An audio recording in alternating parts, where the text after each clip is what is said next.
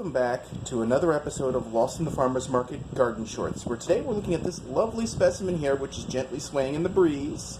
The artificially created breeze in the lab, anyway.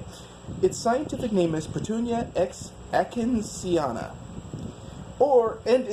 Its cultivated variety name is Pretty Grand Red. And yeah, we'll go with that. I mean, look at these flowers. Look at this color. Yeah, it's pretty red. It's quite red.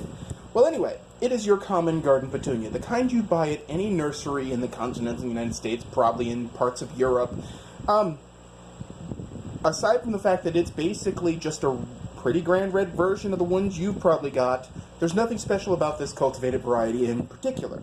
However, its origins and nature are kind of fascinating. It's in the Solanaceae family, which means tomatoes, eggplants, other stuff like that, peppers, those things, including deadly nightshade, which includes belladonna, that's what it's commonly called, and there are a few other things like horse nettle and tomatillos and husk tomatoes, also known as ground cherries. Now, the name Petunia comes from the word petun, which means tobacco, in Tupi Guarani. Now, I may have mispronounced their names there, so if y'all know a proper pronunciation, please put it in the comments section, but it looks like tobacco. The original Petunia's leaves did look like tobacco, and they kind of do look like small tobacco leaves now, so you could see the association. Since they're in the same family, that tells you what you need to know. Now, it is native to South America, which means it's native to the Americas in general. Since it looks like tobacco, obviously they must have grown close to each other for someone to make the comparison. So, I would say probably the southwest of America, probably. So, it's USDA zones. It is a tender perennial in 9 through 11. We're in zone 8A, so that's a no-go. And 8 through 2, it is an annual. And in this case, it is in a 14-inch hanging basket, which means I'm treating it as an annual. Now, its soil pH preference is 6 to 7, and its exposure preference is full sun. Its height can be 6 inches to 10 inches, and its width can be 1 to 4 inches, which this plant is lovingly doing. This one stem here has got to be at least 5 inches, but, I mean, plants do what they want out in the test gardens, am I right? Well, there are no also known as names for Petunia because Petunia is just known as Petunia. I don't know of anybody calling it anything else.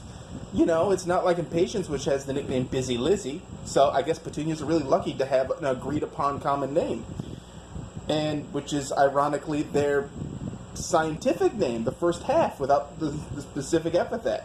So, there are 4 types: Petunia grandiflora, Petunia hedgiflora, Petunia multiflora, and Petunia milliflora. All are categories of the grandiflora grouping. Now, grandiflora just means big flower, okay? Hedgiflora means, it's going to have numerous flowers, they're going to be densely packed.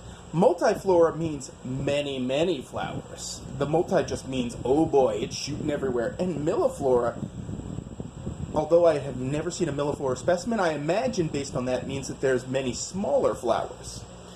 So, here's the downside of petunias. They're 100% inedible. Although they're in the nightshade family, nightshades are a mixed bunch. Some things are, like for instance, tomato foliage is a no-go, potato foliage is a no-go. But certain other species, things in the family are fine, they just taste awful. So, yeah, completely inedible. Not the flower, not the flowers, not the stems, not the roots, not the shoots, nothing. However, the flowers do make great decorative garnish, but they don't last too long, so there is that. Just as long as you make sure nobody eats them, everybody should be fine. And at worst, I imagine it won't poison you, but you and the porcelain goddess might become very well acquainted, because, let's just say, life's too short to have the squirts. Anyway, occasionally, in the southeast, you will see wild petunias in fields where a house was knocked down and removed. This is probably Petunia axillaris, a cousin, or sometimes called wild petunia. You'll find these out in the fields. They look like traditional petunias like this, except they're usually only one of 3 shades: white, pink, or some blend in between. They're never really particularly vibrant, and there is a construction site downtown in Fayetteville, which is where this is being shot, that has them coming up, and they're gorgeous. However, if you run them into search databases by photo, sometimes they'll pull up morning glories, which have a tube flower similar. Remember, if it's got hairy leaves, In tube flowers, it might just be a wild petunia, or a petunia that just escaped cultivation. Now, the one thing about hummingbirds that you should know, and the reason why these ones are red, is that hummingbirds love petunias. It's one of their favorites, and consistency in color is key to attracting pollinators. Having colors all over the place that are random and blah blah blah, not so good. But having consistent colors, consistent reds, pinks, whites, associated colors, but having them grouped and massed to match, that's what pollinators really like. So in the test gardens, and this is going a little off topic, the typical flower colors out there are aimed towards the natural spectrum. So my hibiscus, yes, that's the plural of hibiscus, are red, pink, white, and then when you count in the ochre and the cotton, buttercream yellow, which matches with the marigolds, which are some shade of orange or white, all of them, or yellow and orange, or yellow by itself, which goes with the portulaca, which is bright yellow, which then goes with, you know, the celosia, dragon's breath celosia, which I will cover later, or coxcomb, which is vibrant red, and then the amaranth, which is also vibrant red. The whole foliage is red. It just looks like it's on fire. You know, I have a yellow rose out there. It all follows a color pattern. White, yellow, orange, red, and then just a dash of lavender thrown in there because I have hostas in pots. So, that's really what the color scheme is to attract hummingbirds. You've got to group it, but back to petunias. Now, petunias, as far as care goes, they're really easy.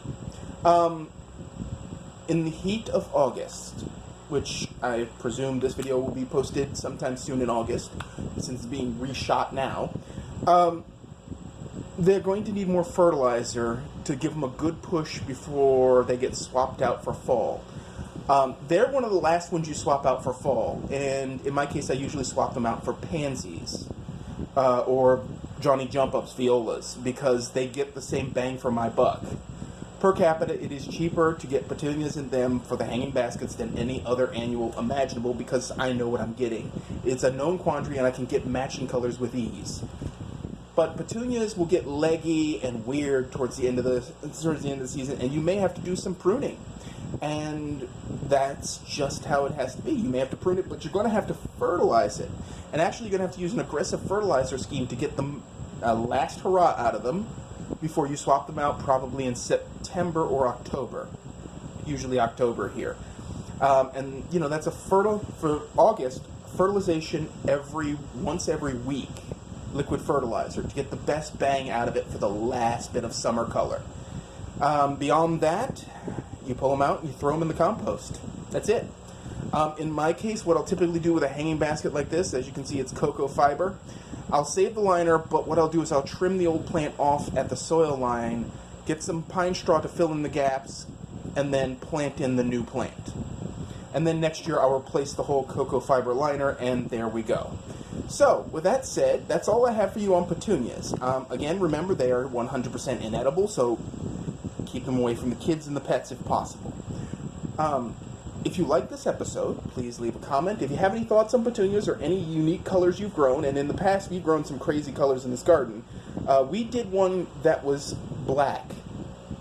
Like, it was so dark purple, it was black, and it was amazing, actually. The hummingbirds were like, nah, fam, I'm not touching that thing. It's an abomination against God. But it was cool looking, and I liked it, so there's that. Anyway. So, again, if you have any comments on my mispronunciation, probable mispronunciation of tubi guarani or anything else like that, or petunia thoughts or suggestions for a plant I should cover, leave it in the comments section. If you haven't already, please subscribe. In the description for this video, you will find a link to our forage blog where you can find all kinds of groovy weeds that you can eat and how to prepare them. And, as always, folks, keep them growing, and thank you for watching.